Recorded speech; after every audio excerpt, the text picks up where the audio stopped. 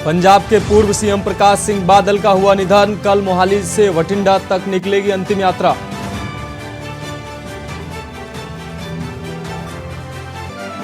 केरल को पहली Vande Bharat express train मिली। PM ने हरी झंडी दिखाई। देश को पहली वाटर मेट्रो और डिजिटल साइंस पार्क भी देंगे। महिला रेसलर की याचिका पर सुप्रीम कोर्ट में शुक्रवार को सुनवाई। कोर्ट ने कहा आरोप गंभीर, एफआईआर नहीं करने पर दिल्ली पुलिस को नोटिस जारी। 2 दिन के कर्नाटक दौरे पर प्रियंका गांधी मैसूर में रोड शो करेंगी और चामरा नगर में महिला सम्मेलन में लेंगे हिस्सा। पीएफआई के 5 राज्यों में 17 ठिकानों पर एनआईए का छापा। बिहार में दरभंगा के डेंटिस्ट के घर रेड। यूपी, एमपी, पंजाब और गोवा में भी इन्वेस्टिगेशन। और यूपी बोर्ड का रिजल्ट घोषित। 10वीं में 89.78 और 12वीं में से 75.52% छात्र हुए पास। छात्र छात्राओं में दिखा उत्साह। आप देख रहे हैं के न्यूज, खबरों का सारथी। नमस्कार, मैं हूं आपके साथ मनोज मानस। रुक करते हैं खबरों का। कल दिल्ली में महापौर का चुनाव होना है। उससे पहले ही बीजेपी ने आज प्रेस कॉन्फ्रेंस करते हुए आम आदमी पार्टी और मौजूदा महापौर को लेकर कई सवालिया निशान खड़े किए हैं। दिल्ली बीजेपी प्रदेश कार्यालय में बीजेपी की तरफ से प्रेस कॉन्फ्रेंस आयोजित की गई, जिसमें महापौर बीजेपी प्रत्याशी शिखा राय ने कई गंभीर आरोप दिल्ली सरकार और दिल्ली नगर निगम की महापौर शैली ओबेरॉय पर लगाए हैं। दिल्ली नगर निगम के महापौर पद की प्रत्याशी शिखा राय ने कहा कि ये खेदजनक है कि आम आदमी पार्टी महापौर डॉक्टर शैली ओबेरॉय की अनुभवहीनता के चलते आज दिल्ली की जनता एवं नगर, आपको पता है, निगम कर्मी दोनों परेशान हैं। शिखा राय ने कहा कि महापौर डॉक्टर शैली ओबेरॉय ने मुख्यमंत्री के दबाव में नगर निगम की स्वायत्ता, जनसेवा चार्टर एवं कर्मचारी हित सभी पर समझौता कर लिया है और वह धीरे धीरे नगर निगम को दिल्ली सरकार का एक विभाग बना देंगी।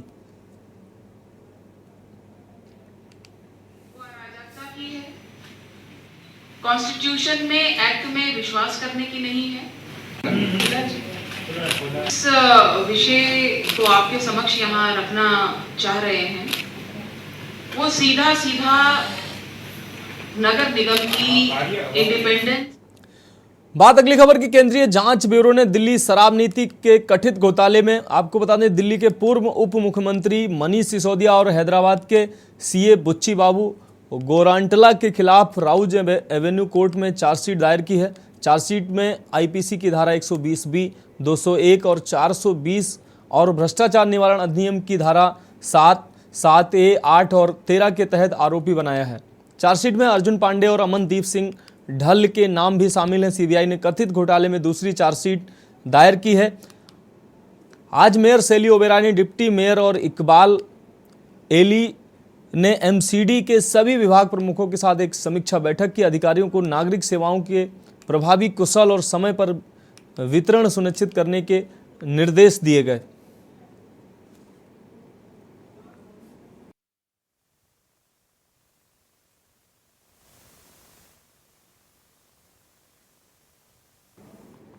रुक करते हैं अगली खबर का। दिल्ली के कराला गांव के दादा मांडू मंदिर में स्थानीय लोगों ने मिलकर एक महत्वपूर्ण मीटिंग की, जिसमें किसान यूनियन के अध्यक्ष और दीन बंधु सर छोटू राम मिशन के संयोजक Satyavan Gulia, national party less democratic alliance से कृपा शंकर पांडे और सामाजिक कार्यकर्ता योगी माथुर और भारतीय किसान यूनियन से चौधरी दिनेश डबास, दिल्ली प्रदेश अध्यक्ष, भी मौजूद रहे। इस मीटिंग में महाजन आंदोलन की शुरुआत के बारे में बताया गया और सभी ने कहा कि देश को पार्टी लेस डेमोक्रेसी की जरूरत है। साथ ही सभी राजनीतिक पार्टियों को बीमारी बताया गया और सभी राजनीतिक पार्टियों का बहिष्कार किया गया।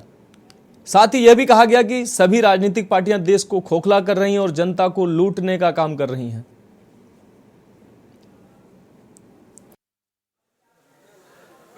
के द्वारा आज देश की राजधानी दिल्ली में जो बेशर्मी नाटक नौटंकी चल रही है, दिल्ली लूटो प्रतियोगिता चल रही है, उसको रोकने के लिए पांडे जी ने पार्टी लेस डेमोक्रेसी अलायंस का एक गठन किया है, जिसको दिल्ली प्रदेश अध्यक्ष के रूप में मुझे नियुक्त किया है, मुझे जिम्मेदारी दी है। आज इस विषय पर हमारी मंडका विधानसभा क्षेत्र में ऐतिहासिक गांव कराड़ा में और ऐतिहासिक मंदिर राधा कृष्ण मंदिर में शिवालय के पास है, दादा मांडू तालाब के पास में, उसमें आयोजन किया गया। यहाँ पर जितने भी लोग आए 100% लोगों ने इस पार्टी डेमोक्रेसी का सपोर्ट किया है, सराहना की है और आने वाले आगामी दिल्ली विधानसभा में इस दिल्ली सरकार को पलटा मारकर आजाद उम्मीदवारों की सरकार बनाने का निश्चित किया है। ब्रिज छोटूराम का प्रदेश अध्यक्ष हरियाणा से, सरफरोशी की तमन्ना अब हमारे दिल में है, देखना है जोर कितना पार्टियों थारे में है। ये जो पार्टीलेस डेमोक्रेसी है, ये पार्टी भगाओ देश बचाओ, क्योंकि जिस घर में पार्टीबाजी हो जा वो घर दुखी, जिस गांव में पार्टीबाजी हो जा वो गांव दुखी, जिस स्टेट में पार्टीबाजी हो जा वो स्टेट दुखी, और ये देश में पार्टीबाजी हो रही है। इसलिए हम इनका पुरजोर विरोध कर रहे हैं और इनको हटा करके मानेंगे और हम ये अपना नया राज्य है, जनता का राज्य है, ला कर ही रहेंगे। धन्यवाद। बात अगली खबर की। पंखाजुर थाना क्षेत्र के पीबी 13 गांव निवासी महिला अपने 2 बच्चों के साथ एसडीएम कार्यालय के सामने धरने पर बैठ गई। महिला ने गांव के शंकर दास पर छेड़छाड़ का आरोप लगाया। आपको बता दें, आरोपी पर धारा 354, 506 के तहत मुकदमा दर्ज किया गया है। महिला ने न्यायालय में राजीनामा कर लिया है। अब महिला का आरोप है कि पुलिस मानसिक रूप से प्रताड़ित कर रही है और मोबाइल वापस नहीं कर रही है।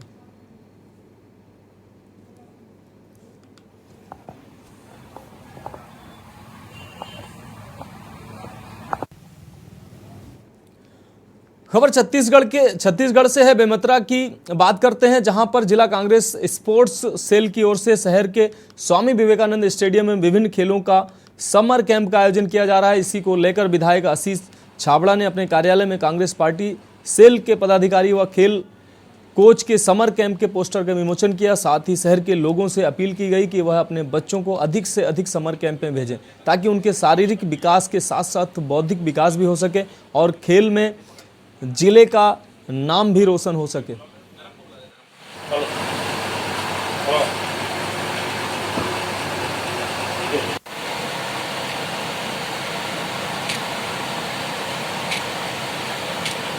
समर कैंप जो है खेल एवं युवा कल्याण विभाग एवं कांग्रेस स्पोर्ट्स सेल के सौजन्य से पूरे 1 महीने का ये समर कैंप हम लगाने जा रहे हैं। स्वामी विवेकानंद स्टेडियम जो हमारा कंतेली में स्थित है, जिसमें 10 विभिन्न खेलों को यहाँ पे उनके ट्रेनर जो है व्यायाम शिक्षकों के द्वारा सिखाया जाना है। और जिनमें से मैं बताना चाहूँगा cricket, badminton, football, karate, kabaddi, chess, carrom, outdoor और इंडोर के ऐसे बहुत सारे गेम्स यहाँ पे जो है बच्चों को सिखाए जाएंगे। 1 मई से लेकर 31 मई तक समर कैंप का आयोजन खेल युवा कल्याण एवं कांग्रेस के खेल प्रकोष्ठ के माध्यम से किया जा रहा है, जिसमें विभिन्न खेल गतिविधियों का आयोजन किया जा रहा है। बच्चे, क्योंकि बच्चों की समर की छुट्टियां हैं, तो बच्चों को खेलने के लिए एक अच्छा अवसर प्रदान हो, इस उद्देश्य के साथ इस कैंप का आयोजन किया जा रहा है। मैं आपके माध्यम से जिले वासियों से निवेदन करना चाहता हूँ कि ज़्यादा से ज़्यादा बच्चों को वहाँ भेजें और विभिन्न खेलों में बच्चों की रुचि हो सके, बच्चे का खेलों के प्रति लगाव बढ़े। इस उद्देश्य के साथ इस आयोजन को रखा गया। सब इस आयोजन को सफल बनाने में अपना योगदान प्रदान करें। रुख अगली खबर का। सीएम भूपेश बघेल के विशेष सलाहकार प्रदीप शर्मा 1 दिवसीय दौरे पर आज कोरबा पहुंचे। विशेष सलाहकार ने सीएम की महत्वाकांक्षी योजनाओं के संबंध में बैठक की और संबंधित विभाग के अधिकारियों के साथ चर्चा की। विशेष सलाहकार ने बैठक संपन्न होने के बाद कहा कि छत्तीसगढ़ सरकार की योजनाएं आम लोगों और किसानों के लिए महत्वपूर्ण है। योजना से आम जनता और किसानों को लाभ मिलेगा। उन्होंने कहा कि भूपेश सरकार किसानों की हितैषी सरकार है।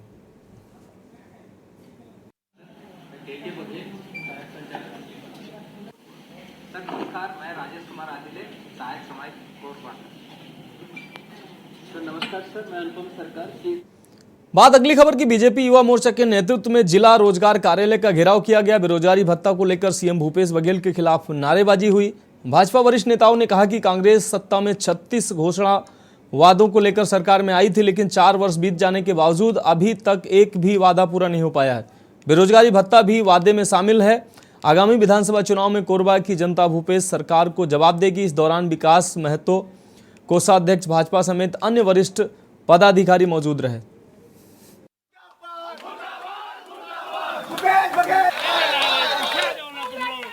का घेराव और तालाबंदी का कार्यक्रम भारतीय जनता युवा मोर्चा और कोरबा जिला के प्रदेश के आह्वान पर कोरबा जिला द्वारा किया गया था।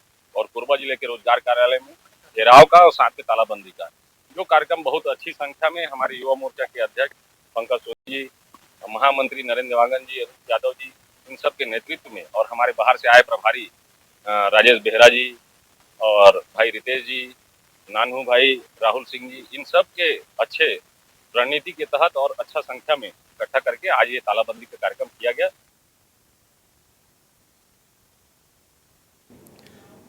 बात अगली खबर की। भारतीय जनता युवा मोर्चा ने आज रोजगार कार्यालय का घेराव किया। युवा मोर्चा प्रदेश अध्यक्ष रवि भगत के नेतृत्व में हजारों की संख्या में उपस्थित कार्यकर्ताओं ने 5 लेयर बैरिकेडिंग को तोड़कर पुलिस के साथ झड़प हुई।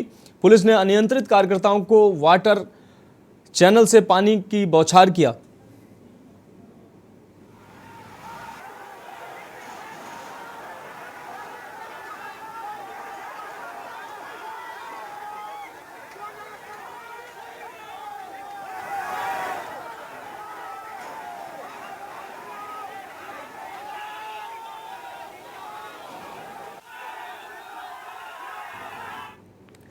रुक करते हैं अगली खबर का। शक्ति जिले के जेजेपुर तहसील क्षेत्र में पत्थर खदान मालिक की मनमानी चरम सीमा पर है। वन विभाग से अनुमति लिए बिना ही वन भूमि पर कच्ची सड़क निर्माण कर भारी वाहन चलाने का मामला सामने आया है।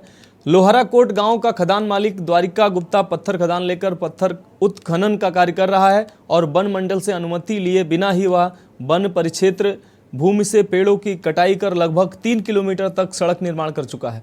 वन विभाग चांपा के डीएफओ दिनेश कुमार पटेल ने बिना परमिशन के वन विभाग परिक्षेत्र में सड़क निर्माण कर भारी वाहनों को चलाने वालों पर जांच कर बड़ी कार्रवाई करने के साथ ही पेनाल्टी की भी बात की है।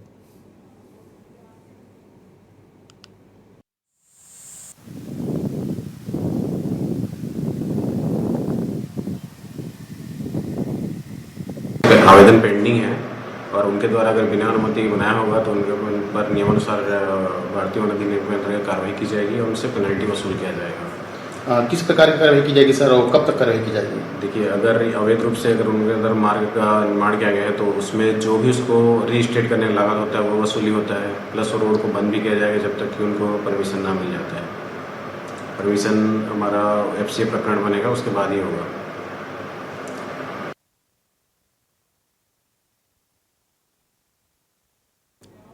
बात अगली खबर की। कोंडागांव में एक ठगी का मामला सामने आया। आपको बता दें, मसोरा निवासी युवती की दोस्ती फेसबुक के माध्यम से चंद्रकांत चौहान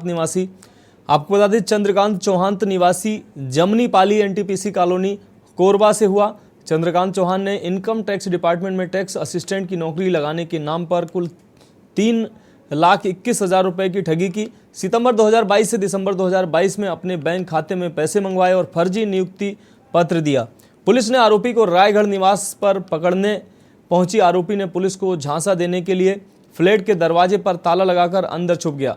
दरवाजा खुलवाकर आरोपी चंद्रकांत चौहान को हिरासत में लेकर थाना कोंडागांव लाया गया। आरोपी चंद्रकांत चौहान से पूछताछ करने पर अपराध कबूल किया गया और बताया गया कि ठगी की राशि को खर्च कर चुका है। आरोपी चंद्रकांत चौहान के विरुद्ध अपराध धारा 420 के तहत गिरफ्तार कर न्यायिक हिरासत में जेल भेज दिया गया है।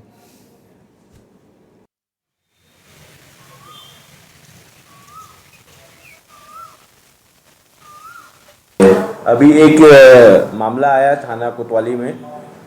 आरोपी के द्वारा फेसबुक के माध्यम से पीड़िता से दोस्ती की गई और उसके बाद इनकम टैक्स डिपार्टमेंट में नौकरी लगाने के नाम पर पीड़िता के साथ 3,21,000 रुपये की ठगी की गई, जिसमें पीड़िता जो है थाने में आकर शिकायत दर्ज कराई, जिसकी शिकायत पर से थाने में अपराध कायम हुआ। उसके बाद आरोपी, जिसका नाम चंद्रकांत चौहान है, जिसे रायगढ़ जिले से गिरफ्तार करके लाया गया है और उसे न्यायिक रिमांड में भेजा जा रहा है।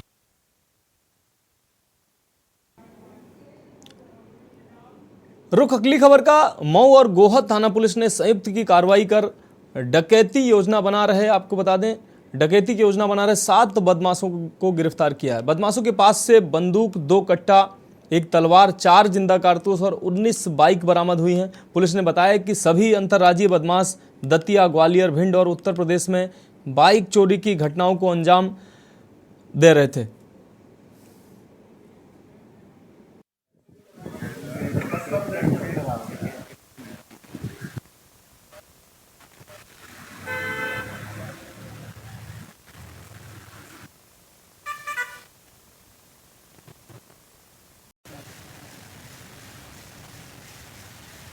जो संपत्ति संबंधी अपराध हैं एवं अन्य अवैध हथियारों के संबंध में वरिष्ठ अधिकारियों के निर्देश पर सभी जगह भिंड जिले में अभियान चलाया गया था। उसी तारतम्य में जो एसडीओपी गोहद और इनकी 9 थाने की पुलिस है, इसको सूचना प्राप्त हुई कि कुछ व्यक्ति जो हैं वो सायनपुरा के पास बरवा नदी की पुलिया पे जो स्टॉप डैम बना है वहाँ पर इकट्ठे होकर वहाँ पर डकैती डालने की योजना बना रहे हैं।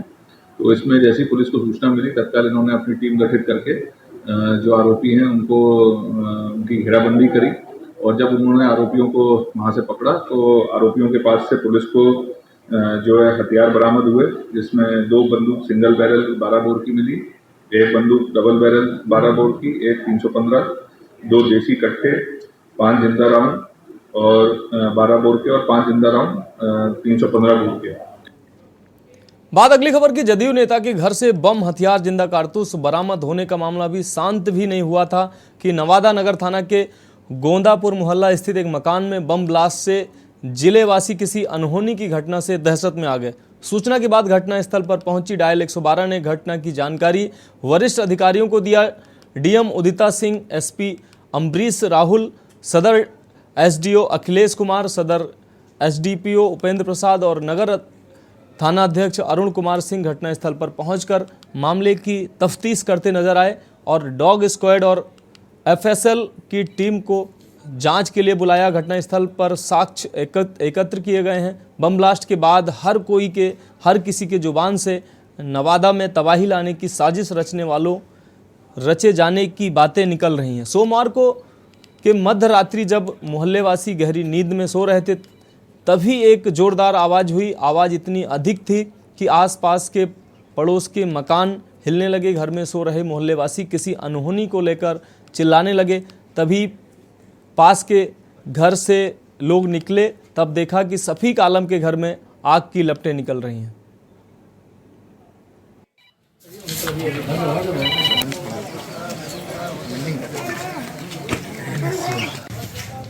में कोई नहीं था।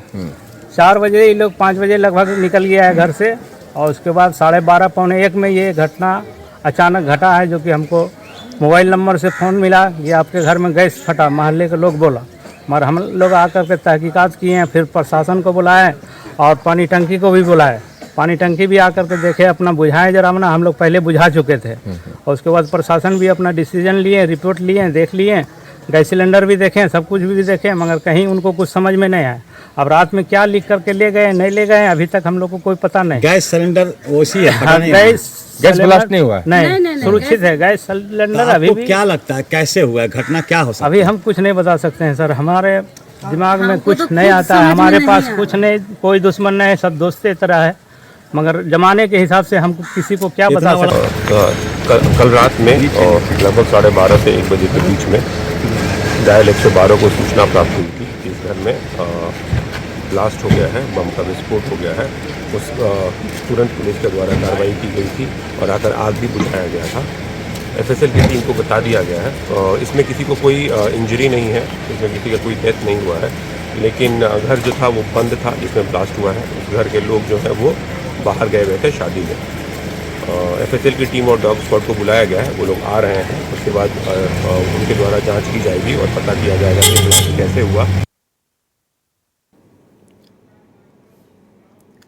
खबर उत्तर प्रदेश के मऊ से है। नगर पालिका चुनाव के नामांकन के अंतिम दिन समाजवादी पार्टी के कद्दावर नेता रहे, 2 बार नगर पालिका के चेयरमैन रह चुके अरशद जमाल को जब समाजवादी पार्टी ने टिकट नहीं दिया तो उनको नाराजगी इस कदर हुई कि वह पहुंच गए बसपा दरबार।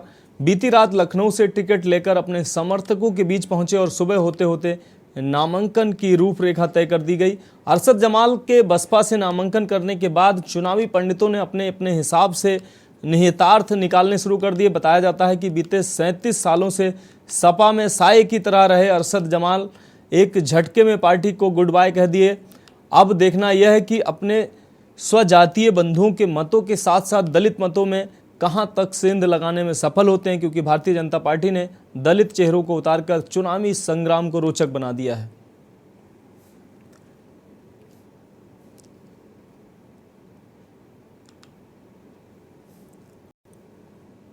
और बता दें मऊ नगर पालिका के जो पूर्व चेयरमैन प्रत्याशी थे उनसे हम बात करेंगे। अगर देखा जाए तो ये समाजवादी पार्टी के गद्दार नेता थे और समाजवादी पार्टी से काफ़ी समय से जुड़े हुए थे, लेकिन समाजवादी पार्टी में काफ़ी सेवा करने के बाद इन्हें टिकट नहीं मिला।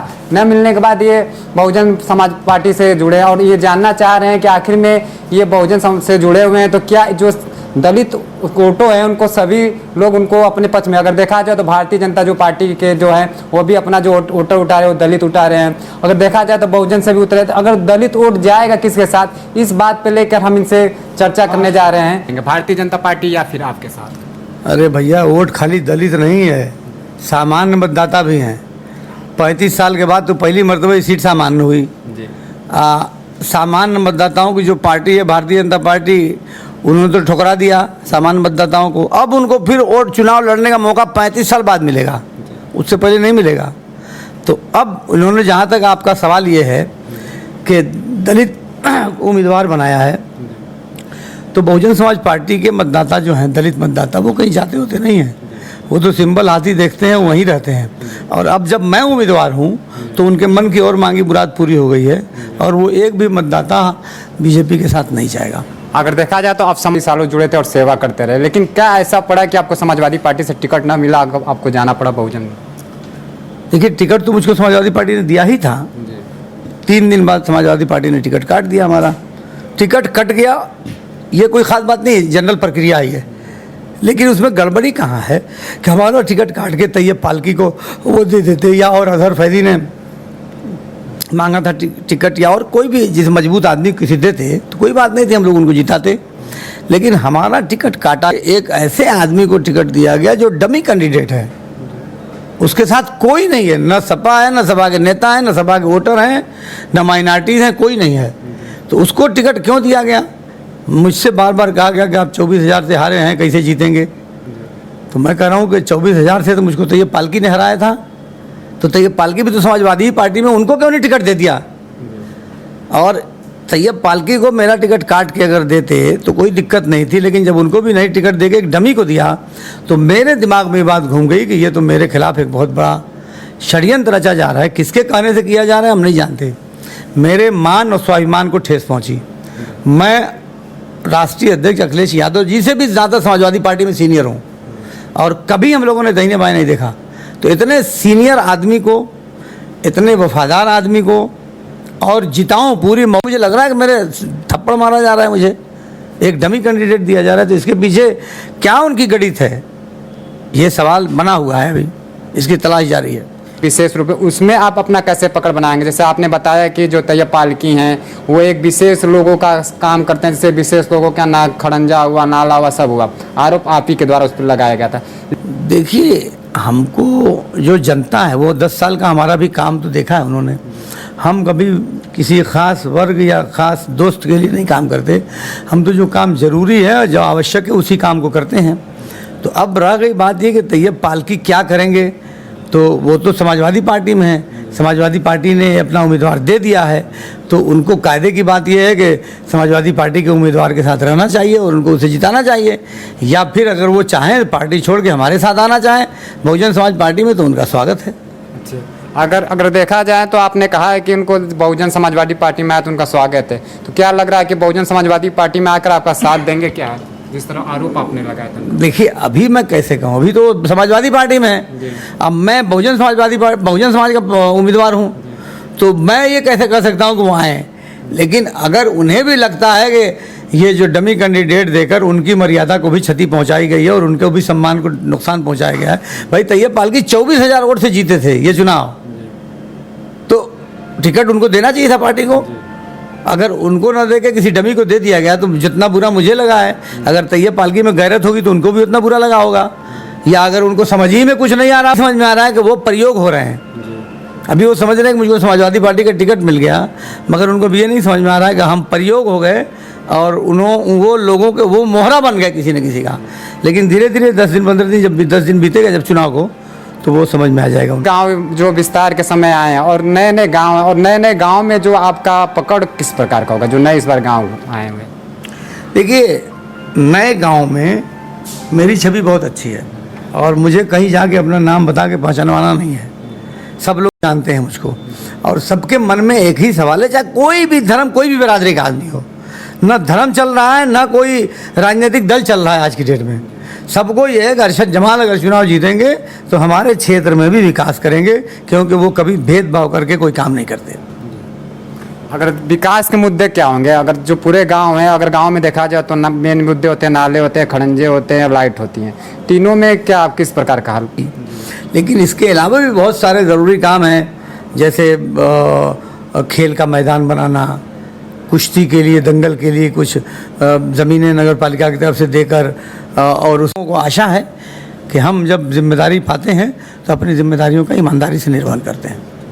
सिद्धार्थ मौर्य की के न्यूज इंडिया। यूपी बोर्ड के अधिकारियों की लापरवाही के चलते श्री शिव प्रताप सिंह स्कूल के आधा दर्जन से अधिक छात्र छात्राओं के रिजल्ट में गड़बड़ी सामने आई है। रिजल्ट में सब्जेक्ट के थ्योरी के नंबर तो एकदम सही चढ़ाए गए हैं, लेकिन प्रैक्टिकल के नंबर नहीं मिलने से छात्र फेल हो गए हैं। श्री शिव प्रताप, आपको बता दें, शिव प्रताप सिंह इंटर कॉलेज के प्रधानाचार्य ने आरोप लगाते हुए कहा कि ये हमारे सभी छात्र पढ़ने में बहुत अच्छे थे और इनके रिजल्ट के हिसाब से ये प्रदेश टॉपर होते, लेकिन रिजल्ट में गड़बड़ी होने से ऐसा नहीं हो पाया है। प्रधानाचार्य ने कहा कि इस मामले की जांच होनी चाहिए, जिससे बच्चों के भविष्य खराब ना हो।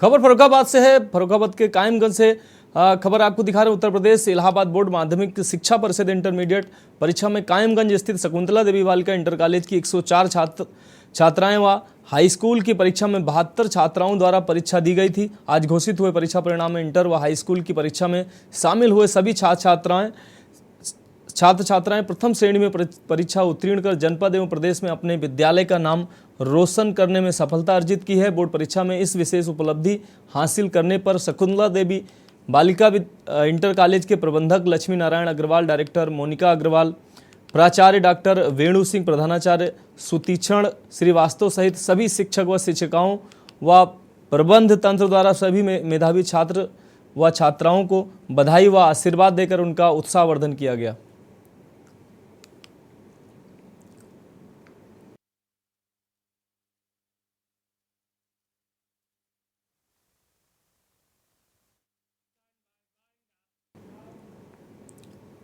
खबरों में अभी के लिए इतना ही। मुझे दीजिए इजाजत और आप देखते रहिए के न्यूज़ इंडिया।